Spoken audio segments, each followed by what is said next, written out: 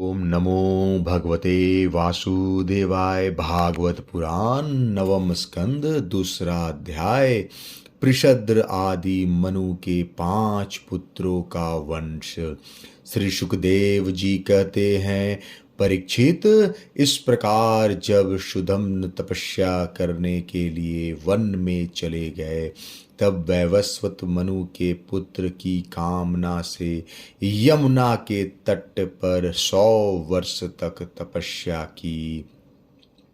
इसके बाद उन्होंने संतान के लिए सर्वशक्तिमान भगवान श्री हरि की आराधना की और अपने ही समान 10 पुत्र प्राप्त किए, जिनमें सबसे बड़े इक्ष्वाकु थे।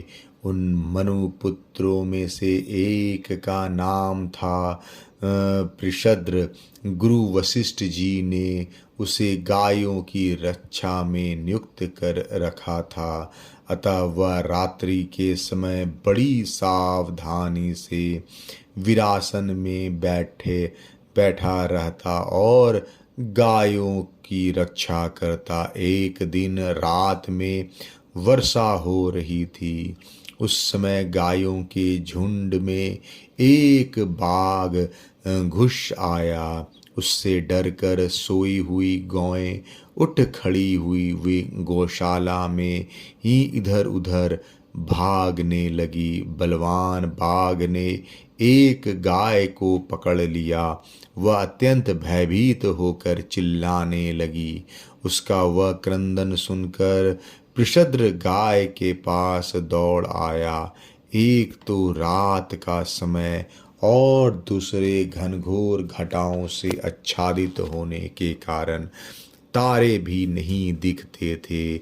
उसने हाथ में तलवार उठाकर अनजान में ही बड़े वेग से गाय का सिर काट दिया। वह समझ रहा था कि यही बाघ है।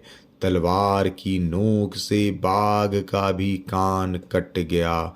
वह अत्यंत भयभीत होकर रास्ते में खून गिराता हुआ वहां से निकल भागा। शत्रु दमन पृषद्र ने यह समझा कि बाघ मर गया, परंतु रात बीतने पर उसने देखा कि मैंने तो गाय को ही मार डाला है। इससे उसे बड़ा दुख हुआ। यद्यपि पृषद्र ने जानबूझकर अपराध नहीं किया था, फिर भी कुल पुरोहित वशिष्ठ जी ने उसे शाप दिया कि तुम इस कर्म से क्षत्रिय नहीं रहोगे, जाओ शूद्र हो जाओ। पृषद्र ने अपने गुरुदेव का यह शाप अंजलि बांधकर स्वीकार किया और उसके बाद सदा के लिए मुनियों को प्रिय लगने वाले नैष्ठिक ब्रह्मचर्य व्रत को धारण किया। वह समस्त प्राणियों का अहैतुक हितैषी और एवं सबके प्रति समान भाव से युक्त होकर भक्ति के साथ परम विशुद्ध सर्वात्मा भगवान वासुदेव का अनन्य प्रेमी हो गया। उसकी सारी आसक्तियां मिट गई, वृत्तियां शांत हो गई, इंद्रियां वश में हो गई। वह कभी किसी प्रकार का संग्रह परिग्रह नहीं रखता था। जो कुछ दैववश प्राप्त हो जाता, उसी से अपना जीवन निर्वाह कर लेता।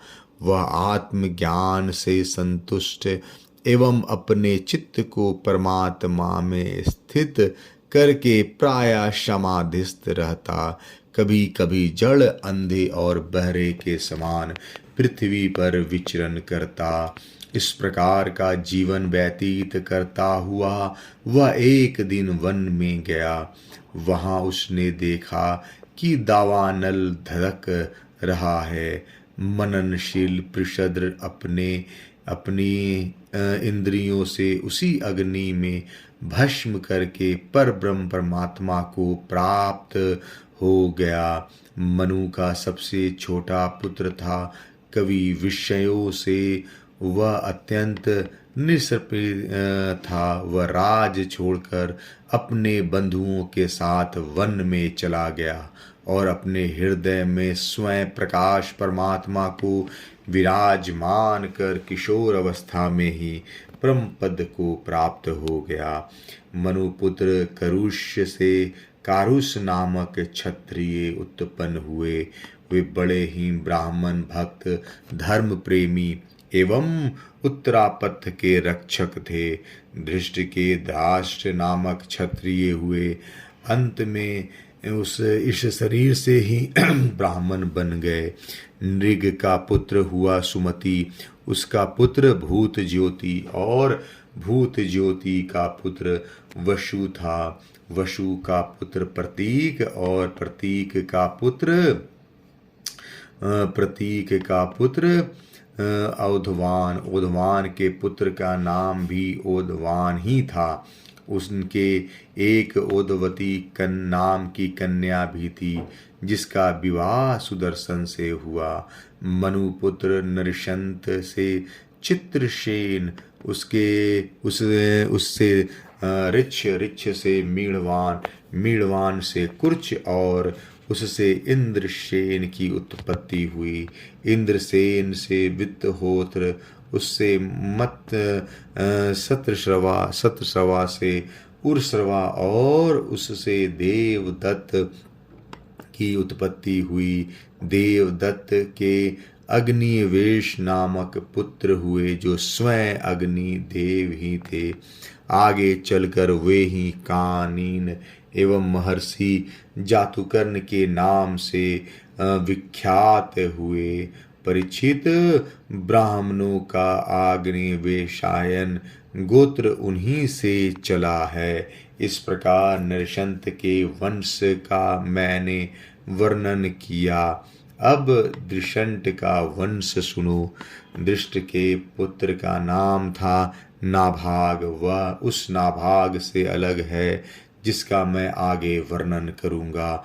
वह अपने कर्म के कारण वैश्य हो गया। उसका पुत्र हुआ भलंदन और उसका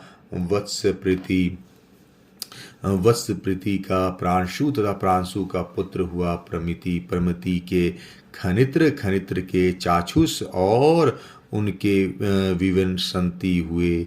विवेशती के पुत्र रंभ और रंभ के पुत्र खनिनेत्र दोनों ही परम धार्मिक हुए। उनके पुत्र करधम और करधम के अविच्छित महाराज परीक्षित। अविच्छत के पुत्र मरुत चक्रवर्ती राजा हुए।